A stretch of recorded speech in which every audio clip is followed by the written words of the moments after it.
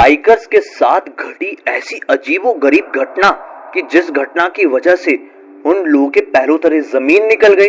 आज इस घटना को काफी साल बीत चुके हैं, लेकिन मानो उस घटना की यादें इन लोगों के दिमाग में तस्वीर की तरह छपकर रह गई हैं। नमस्कार दोस्तों, ब्लडी सद के आज के इस हैरान कर देने वाले बहुत ही ज्यादा खौफनाक से अनोखे एपिसोड में मैं आप सभी लोगों के सामने 6 ऐसे दोस्तों की ऐसी डरावनी घटना की कहानी लेकर आ गया हूं ना, जिसे सुनकर आप लोग क्या बोलेंगे और जो लोग बाइकर्स हैं वो लोग बहुत अच्छे से रिलेट कर पाएंगे।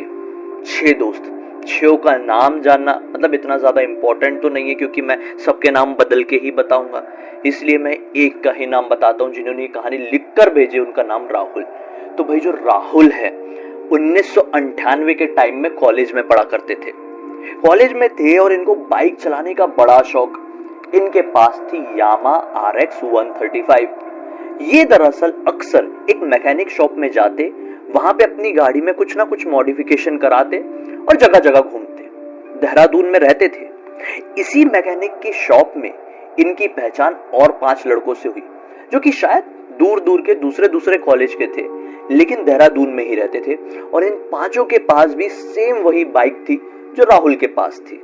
अब ये सारे हम उम्र थे, यहाँ तक कि वो मैकेनिक शॉप वाला भी, वो मॉडिफिकेशन करने वाला भी आदमी इनकी उम्र का ही था। तो इसलिए ना इन सभी लोगों की बहुत अच्छे से दोस्ती हो गई थी। यहाँ पर दोस्ती हुई थी तो कई बार इन लोग क्या करते, कॉलेज बंक मार के भी यहाँ पर आते, फिर बाइक से दूर दूर घूमने के लिए जाया करते। कई बार कॉलेज खत्म होने के बाद भी यहाँ पर मिला करते, बैठ के बढ़िया मॉडिफिकेशन की बात करते, इन मॉडिफिकेशंस को अपनी अपनी बाइक में ट्राई भी करते। इसी तरीके से इनकी जिंदगी बहुत अच्छे से कट रही थी। कई बार ऐसा भी होता कि रात रात में 2-2 बजे इन लोग चाय सुट्टा की दुकान में मिलते, गप्पे लड़ाते और रात में ही लॉन्ग ड्राइव में अपनी अपनी बाइक से घूमने के लिए निकल जाया करते। और एक बाइकर की लाइफ इसी प्रकार की होती है, इसी तरीके से वो जिंदगी को एंजॉय करता है। एक बार की बात है, सब कुछ ठीक था, किसी तरह की कोई तकलीफ कोई दिक्कत नहीं थी। एक दिन इन लोग ना अपने उसी, संजय नाम था वो मॉडिफिकेशन करने वाले आदमी का, जिसकी मैकेनिक शॉप थी, उसका नाम संजय था और वो भी इन 6 की उम्र का ही था। इन लोग उसी की शॉप में बैठे हुए थे और मॉडिफिकेशन की अलग अलग बातें कर रहे थे, बाइकों की अलग अलग बातें कर रहे थे। उसी दौरान इनके सामने ना एक लड़का आता है अपनी बाइक से। उसके पास कौन सी बाइक थी पता है? यामा 350। उस समय ये बाइक बंद तो हो गई थी, लेकिन उस बाइक का क्रेज हुआ करता था। मतलब बाइकर्स की ड्रीम बाइक हुआ करती थी। मैं 98 की बात कर रहा हूँ। वो अपनी यामा 350 से वहां पर आया, सब लोग देखने लगे उस लड़के की तरफ ध्यान से। ये यंग नौजवान गबरू, हैंडसम, हट्टा कट्टा दिखने में था। मतलब देखने से ऐसा लग रहा था कि कोई हीरो आ गया क्या हमारे देहरादून में। पहली बार देखे इस बंदे को, अपनी बाइक से मस्त उतरा स्टाइल में। उसके जो गियर्स थे, जो बाइकर से गियर्स होते हैं ना हाथ में पहनने, वो सब बढ़िया वाले थे। वो गया सीधे वो मैकेनिक के पास, संजय के पास, और उसको बोला कि बाइक को स्टार्ट करने में थोड़ी तकलीफ हो रही है, थोड़ा चेक करो ना। वो संजय जाता है, कार्बोरेटर को ओपन करता है, उसमें जो कचरा वचरा फंसा हुआ था उसको लगा देता है, और वो जैसे ही एक बार अपनी गाड़ी स्टार्ट करता है, उस लड़के की गाड़ी स्टार्ट। बोला खुश हो गया यार वो तो। खुशी खुशी में उसने इन 6 लड़कों को देखा जो कि इस मैकेनिक की शॉप में बैठे हुए थे। 6 लड़कों को देख के क्या बोलता है, अरे भाइयों मैं बड़ा खुश हूं, आज मेरी बाइक पूरी तरीके से बढ़िया हो गई है, मुझे अपनी बाइक से बहुत प्यार है। इस खुशी में मैं तुम लोगों को ट्रीट देने के लिए तैयार हूं। चलो बढ़िया चाइनीज खा के आएंगे, इसी बहाने हम लोगों की पहचान और दोस्ती भी हो जाएगी। ये 6 लड़के जो कॉलेज में पढ़ रहे थे, अभी नौजवान यंग थे, गरम खून था, खुश हो जाते, अरे चलो चलो भैया हम भी आपके साथ चलते, पार्टी करेंगे। अब भैया ले गया, भैया ने अपनी तरफ से सबको चाइनीज खिलाया, अपनी तरफ से ट्रीट दिया, लड़के खुश। अब ये दिन के बाद से सारे दोस्त इस लड़के से रेगुलरली मिलने लगे।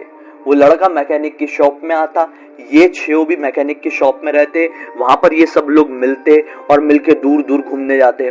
कभी ये लोग ऐसा कुछ लगाते अपना सिस्टम कि भाई देखते हैं कि पहले देहरादून से मसूरी कौन पहुंच पाएगा। सीन ये था कि इन 6 लड़कों के पास अपना अपना मोबाइल था। उस जमाने में मोबाइल बहुत नया नया आया हुआ था और इन सभी लोगों ने मोबाइल खरीद लिए थे, 6 ने। लेकिन ये जो भैया थे ना, इन्होंने अपने पास मोबाइल नहीं रखा था। उस समय फोन में बात करना बड़ा महंगा होता था। आउटगोइंग 18 रुपए की होती थी और इनकमिंग 9 रुपए की होती थी।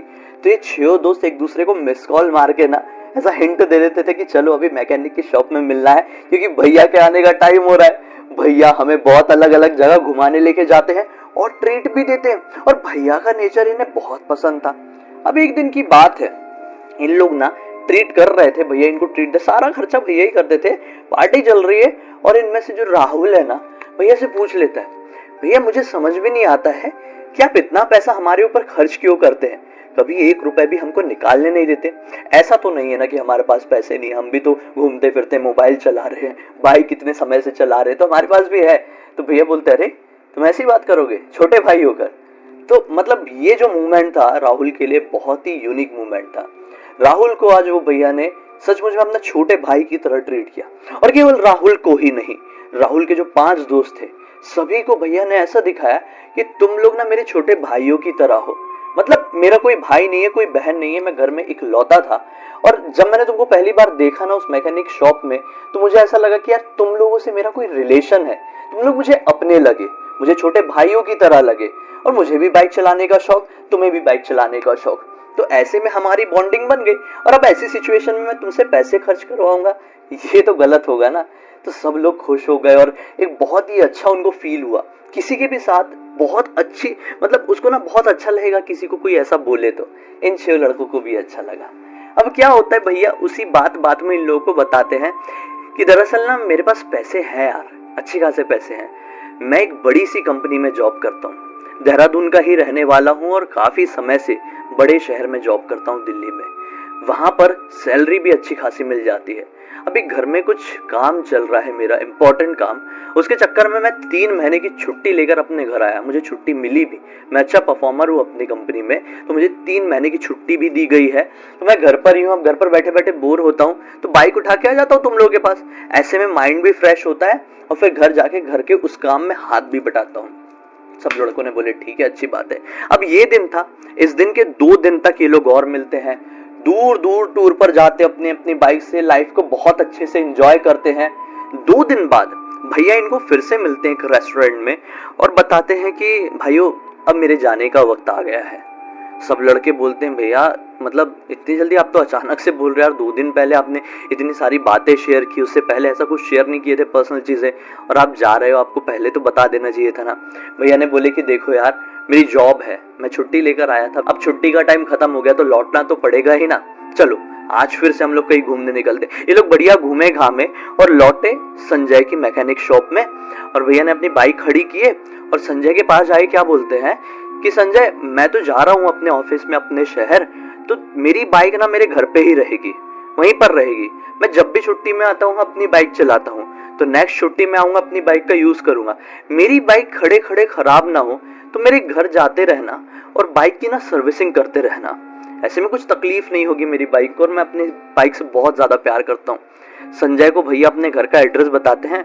संजय एड्रेस देखता है, बोलता है अरे हाँ ये एड्रेस तो पता है, वो बड़ी वाली कोठी आपकी है क्या? भैया बोलते हैं हाँ वो हमारी ही कोठी है, पुश्तैनी है, बहुत समय से हम लोग वहां पर रह रहे हैं। संजय बोलता है वाह यार पैसे वाली पार्टी, मन में बोलता है मतलब।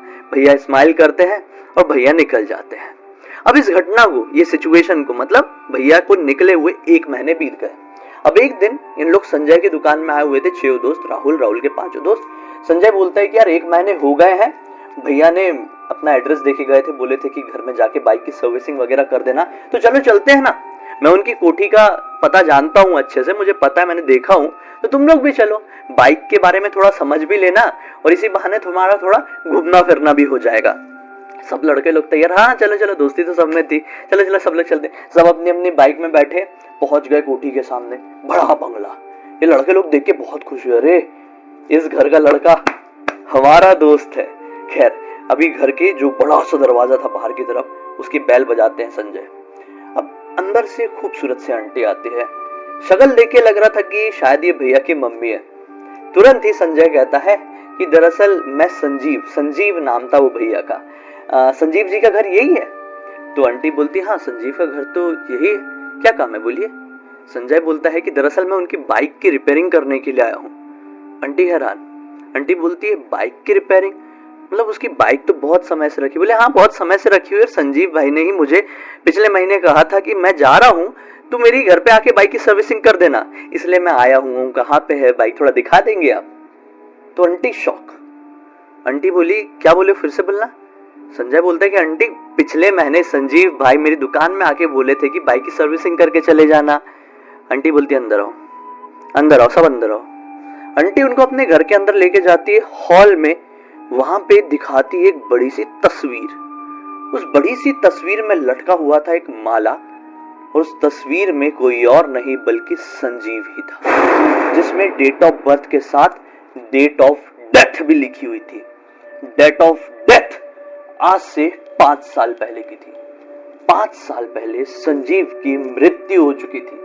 यहां पर प्रैंक नहीं चल रहा था। कोई प्रैंक करेगा क्या? अपने बेटे की डेट ऑफ डेथ लिख के उनकी मृत्यु सच में हो चुकी थी।